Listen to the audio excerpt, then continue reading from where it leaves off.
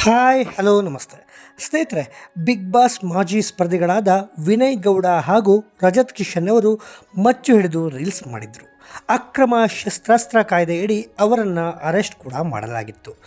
March 24ರ ಬೆಳಗ್ಗೆ arrest ಆಗಿದ್ದ ಅವರು ಅದೇ ದಿನ ರಾತ್ರಿ ಬಿಡುಗಡೆ ಹೊಂದಿದ್ದಾರೆ. ನೋಟಿಸ್ ನೀಡಿ ಅವರನ್ನು ಬಿಡುಗಡೆ ಮಾಡಲಾಗಿದೆ. ಅವರು ಜೈಲಿನಿಂದ ರಿಲೀಸ್ ಆದರೂ ಅವರಿಗೆ ತಲೆನೋವು ಮಾತ್ರ ಮುಗಿದಿಲ್ಲ. ಅವರು ಈಗ ಮತ್ತೆ ವಿಚಾರಣೆಗೆ ಹಾಜರಾಗಬೇಕಾಗಿದೆ. ಈ ಮಧ್ಯೆ ವಿನಯ್ ಗೌಡ ಅವರು ಇನ್ಸ್ಟಾಗ್ರಾಮ್ ಸ್ಟೋರಿಯಲ್ಲಿ ಹೊಸ ದಿನ ಹೊಸ ಆರಂಭ ಅಂತ ಬರೆದುಕೊಂಡಿದ್ದಾರೆ. ವಿನಯ್ ಗೌಡ ಹಾಗೂ ರಜತ್ ಅವರು ಬಾಯ್ಸ್ ವರ್ಸಸ್ ಗರ್ಲ್ಸ್ ಶೋನಲ್ಲಿ ಸ್ಪರ್ಧಿಸ್ತಾ ಇದ್ದಾರೆ. ಇವರು ಶೋ ಪೂರ್ಣಗೊಂಡ ಬಳಿಕ ಮಚ್ಚನ್ನು ತೆಗೆದುಕೊಂಡು ರೀಲ್ಸ್ ಮಾಡಿದ್ದಾರೆ. ಇದರಲ್ಲಿ ಇಬ್ಬರು ಮಚ್ಚು ಹಿಡಿದು ಜಳಪಿಸಿದ್ದಾರೆ.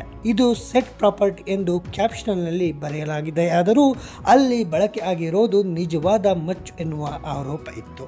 ಈ ಕಾರಣದಿಂದಲೇ ವಿನಯ್ ಹಾಗೂ ರಜತ್ ಅವರನ್ನು ಬಂಧಿಸಿ ವಿಚಾರಣೆ ಮಾಡಲಾಗಿದೆ. ತಡರಾತ್ರಿ ವಿನಯ್ ಹಾಗೂ ರಜತ್ಗೆ ನೋಟಿಸ್ ಕೊಟ್ಟು ಬಿಡುಗಡೆ ಮಾಡಿ ಮನೆಗೆ ಕಳುಹಿಸಲಾಗಿದೆ.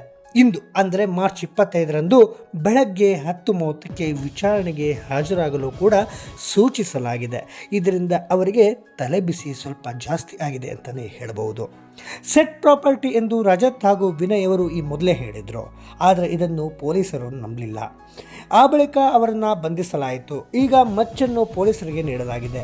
ಈಗ ಮಚ್ಚು ಪರಿಶೀಲಿಸಿದ ಬಳಿಕ ಅದನ್ನು ಫೈಬರ್ ಮಚ್ಚು ಎಂದು ಪೊಲೀಸರು ಒಪ್ಪಿಕೊಂಡಿದ್ದಾರೆ ಎಂದು ವರದಿಯಾಗಿದೆ.